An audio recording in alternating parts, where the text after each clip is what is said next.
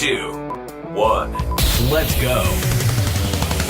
It's time to Dad Up. Welcome to the Dad Up Podcast, the podcast for dads about dads being dads. Get ready for exciting guests talking about their experiences of parenting, the good and the not so good. Bang that subscribe button so you don't miss a single episode, and let's get started. Here is your host, Brian Ward. Welcome to another episode of Dad Up, everyone. Thank you guys very much for joining in. I'm excited for the guests that I have on, and I want you to pay close attention because the events that he and his wife have been through and the stuff that they're doing now is amazing, and it's going to play into parenting. And so I'm excited to welcome Dr. Aaron Quinn to Dad Up. Welcome to the show, brother. Yeah, thanks for having me on. Awesome. For my listeners who don't know who you are, as I told you before we started recording, I saw you and your wife and your story on 2020, and it's been all over the place. I mean, it's gone, nationwide on all kinds of different news channels, but kind of take me back. I want to know the journey, not only how you guys met, but also the stuff that you guys went through. I want my listeners to hear the events that you guys went through, and then obviously we'll dive into to your parenting role. Yeah, so I'm a physical therapist by trade. Have a doctorate degree in that. And my wife, Denise Huskins, I met at Kaiser Vallejo in California doing neurological rehab. So people that had suffered from strokes or suffered brain injuries or spinal cord injuries.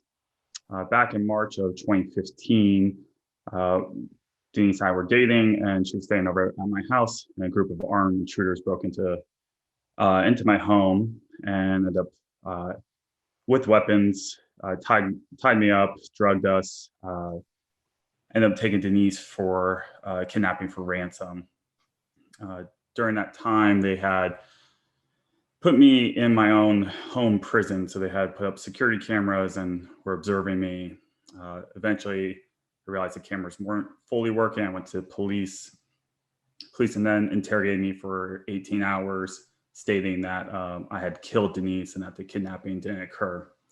However, Denise was actually put in the trunk of a car, brought to undisclosed location where she was repeatedly drugged and sexually assaulted twice. The kidnappers did let her go 2 days later.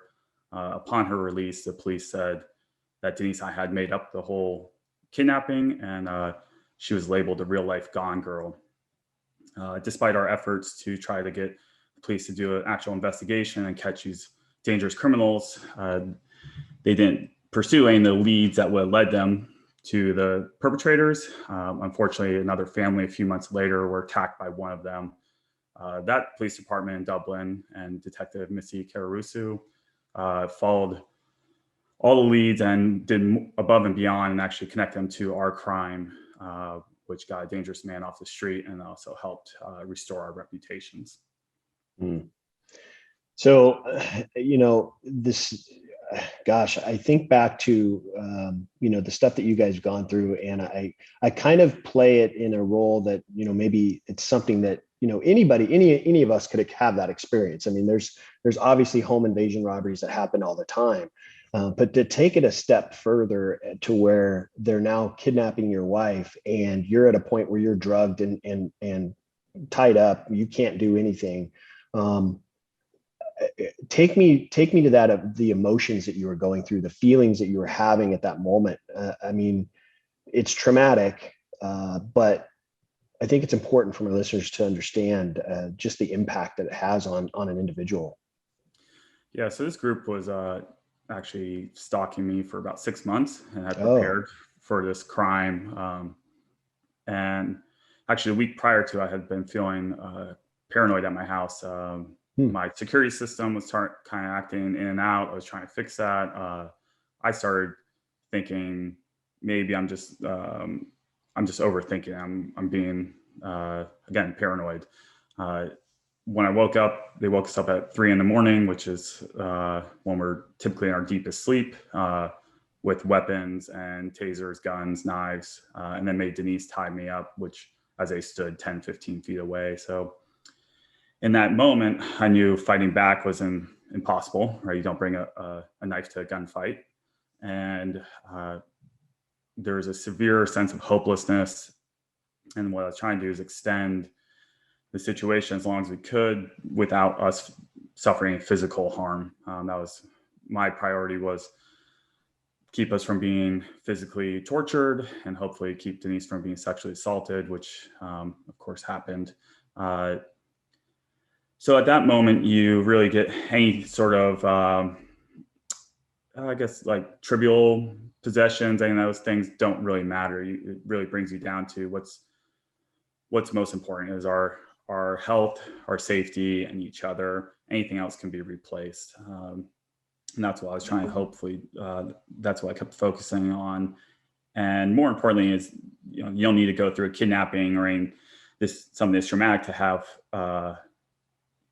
those feelings of loss or feelings of hopelessness. So in turn, I try to control my breath, try to keep myself from hyperventilating so that I could be as clear as I could. I think my experience as a physical therapist in the hospital, I've had to perform CPR on patients. Many of the patients I worked with are fragile health conditions. So I have been in medical emergencies, and you just try to focus at the task at hand. And then once you're in a safe place, and you really, then you can process all that. Trauma this big has taken me years, and I continue to work on processing through it. Yeah. Now that she's, in that moment where she has now been taken and you've gone to the police, why do you think the police didn't believe you? Did you ever get an understanding as to that? Not fully. I know the police were accusatory right from the beginning. The kidnappers had drugged us, and one of the first questions the police asked was if I was on drugs, which wasn't an unreasonable question. And I said, yes, the kidnappers drugged me. Then they continued to ask if I had been partying, which this happened Sunday night, and I was working Monday morning. So they looked at anything besides a kidnapping. And unfortunately, there's one study that shows that police officers will decide if you're lying within 7 seconds. These officers, I think, the initial officers kind of softened a little bit, but the detectives, I'm not quite sure why they just said it was unbelievable, and that was the end of the story. So best case scenario for them was confirmation bias and tunnel vision, which, police officers aren't immune to that. We can all suffer from confirmation bias and tunnel vision. We also, we did the 2020, as you mentioned, but we wrote a book called Victim F. And I think we chronicle our experience throughout that. Hopefully people will learn from our experience, maybe to avoid the rush to judgment, take a pause, because that can lead you down a dark road or a misguided road with even the best intentions. Yeah. Yeah. And, first of all, let me just say that I'm sorry that you guys went through what you went through and experienced what you, experienced, and especially for your wife. I know that obviously is still playing a role in your minds now. I mean, you guys, I'm sure, are still going through some sort of therapy to kind of work through that. And obviously you wrote the book, which is a good way to release any of those emotions that you guys are feeling. Now, when it comes to those, I know that this happened in Northern California, correct? And then she was released in Southern California. If I remember correctly from the episode, she was released in Southern California. And they were holding her for ransom, but why all of a sudden did they just realize that there wasn't going to be anything coming of it, so they just released her? Or do you think the ransom was just... They had stated that they're going to take her for 48 hours. Okay. This was a group that was planning on targeting higher net worth, victims. I'm a physical therapist, but I'm not a millionaire. I'm not a son of an ambassador. They chose us to practice their techniques. And so I don't think the ransom, they would have taken my money, but the ransom was not necessarily the primary goal. And even when the kidnappers told Denise that it doesn't matter if they get the money, because they can use this as almost as an advertisement that they could take a victim and not be caught by the police, and also not only just the local law enforcement, but the FBI was involved as well. So they were using this as almost as I put in the book, as a sadistic unpaid internship. Wow. Now, you said that there were three of them, and you said that one of them has now been convicted and is in jail. But what about the other two?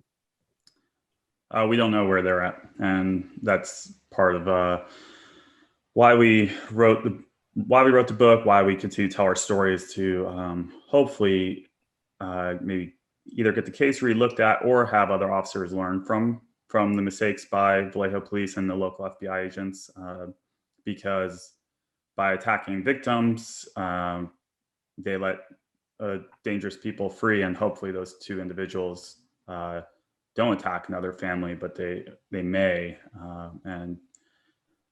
Bad police work or makes the public less safe. And what we're looking for is, we know the police do a very important job, but we're just looking for a level of accountability, just like any other profession, that when they make a mistake, to hold up to it and make changes to that.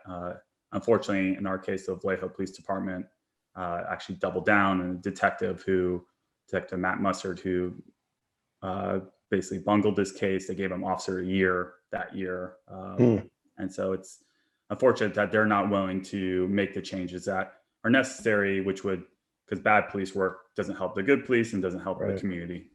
Right. Yeah.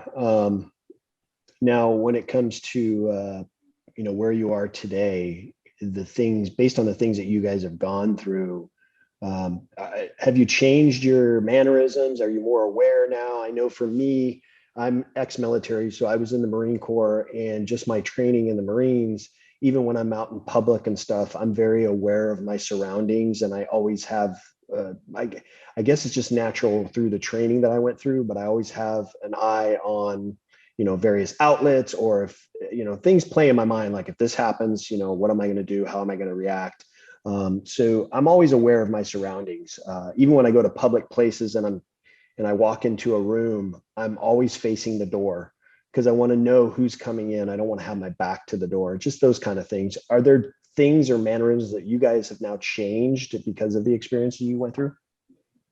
Yes, absolutely. So part of my PTSD is hypervigilance. So there's one thing of being aware of surroundings, but I have to fight seeing threats everywhere. For example, as I mentioned, the kidnappers put security cameras up in my house to watch me. So when I walk by a security camera, I get that sense of anxiety, and I'm hypervigilant of those, which is actually a perfectly sound security measure.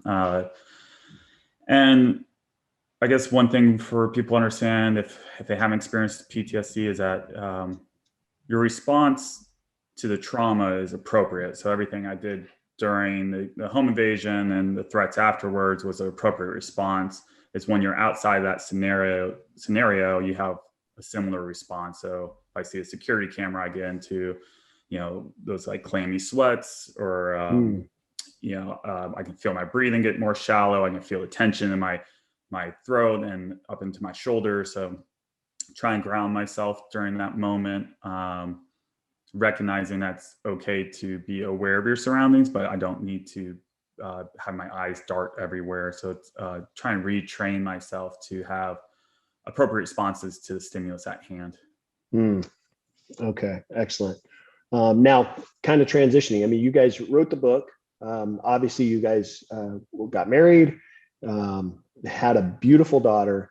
How old is your daughter now? She's about 17 months. 17 months. Okay. So you're a new dad. I'm an old school dad. I've got a 22-year-old and a 19-year-old. So I've been through fatherhood for a few years now. But for you got a young baby at home. How has that impacted you? Kind of transitioning now in your father role. How has what you guys went through impacted you, or has it impacted you as a dad? Are you guys overprotective? The different things that you guys look out for?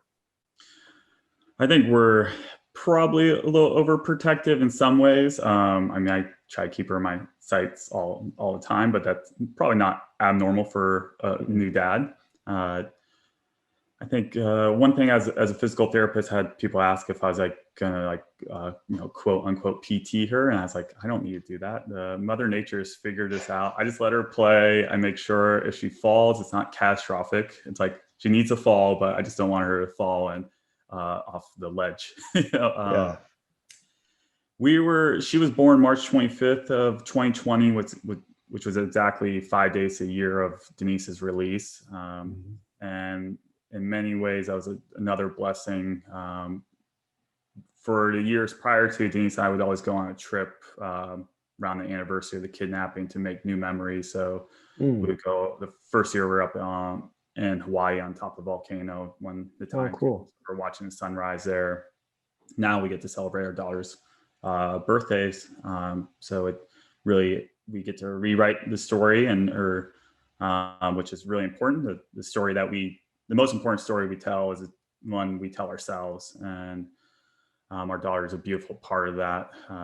Going back to how PTSD can take you out of the moment, being with her, kids are very present and they're very engaged, and it allows me to see the world through her eyes and celebrate those small, beautiful miracles. Like, when she first started noticing birds, you recognize like, yeah, man, birds are incredible. And you appreciate those things, and that gives me a level of gratitude. So I'm sure, as you would attest, that being a parent, you get just as much from the kids as hopefully you provide to them.